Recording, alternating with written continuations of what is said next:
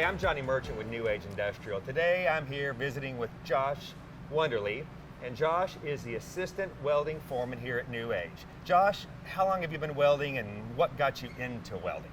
I've been welding for over 20 years. I started in high school and New Age was looking for some welders. I applied and I've been here for 20 years now. 20 years, that's 20 a long years. time. What does it take to be a good welder? Were you born with it? Is it an art form? It is an art form. It takes a lot of practice. You got to be able to see. We see that with a lot of people. If you can't see, you're not welding.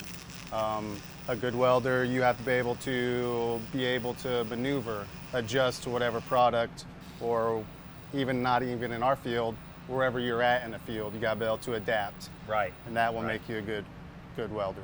What do you consider, with your experience, 20 years of experience, what do you consider to be a good weld as compared to a bad weld?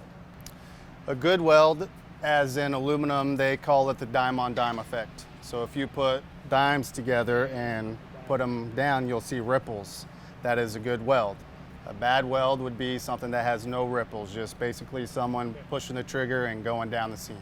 That is a bad weld. There's a lot of people that probably start off welding and they're welding steel. Well, you're probably welding 99.9% aluminum here at New Age. Correct. And so how is that different than welding steel? And it is different transition. Steel, there's a lot of splatter, a lot of what we call frying bacon, a lot of real high-pitched noise. You don't have that with aluminum. Aluminum, you don't have any splatter, and it's just a nice tone, and that's how you can tell if you got a nice speed going with the tone, and there's no splatter, sparks. Aluminum doesn't spark, so there's those two are one of the biggest differences between steel and aluminum. What are the differences between MIG, these are just things I've heard, I'm not a welder, but MIG, TIG, then I think you have a robotic welder over there. So what are you guys doing here? Which one do you do the most? How does that work? Mostly we do MIG, and MIG basically is the welder pushes the wire through our gun, and that's what creates the arc, and that's what creates the bead. Mm-hmm. TIG welding, you use a torch, and you have what they call filler rod, and you have to manually fill in on the puddle as you go through the seam. Robot welds, they are all MIG welds. Right. They use what they call CMT, cold metal transfer, which is a different type of MIG welding as the technology grows. How many welders do you have here, by the way? Between night shift and day shift, about 57. Wow, that's a lot. We can use the robots and the hand welders both on the same product. We can use the robots to weld a bunch of shelves or sides or something, but they can't necessarily put the racks together.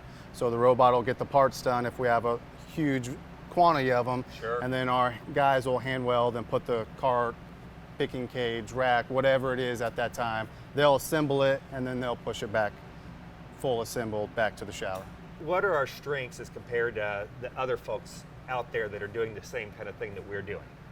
We take pride in the product. We take a lot of pride in the way the weld looks. We care about what the customer thinks. If the customer's not happy, then they don't want to come back. So we want the customer happy. So we take that extra step to make sure that the product's as scratch-free as possible, as good of a weld as we could possibly do. That we want the customer happy because they're the reason why we're here. I know it was a lot of questions. I really respect what you guys do out there. Like I said, you guys make us look like heroes out in the field, and I really appreciate your time. Thank you. Thank you so much.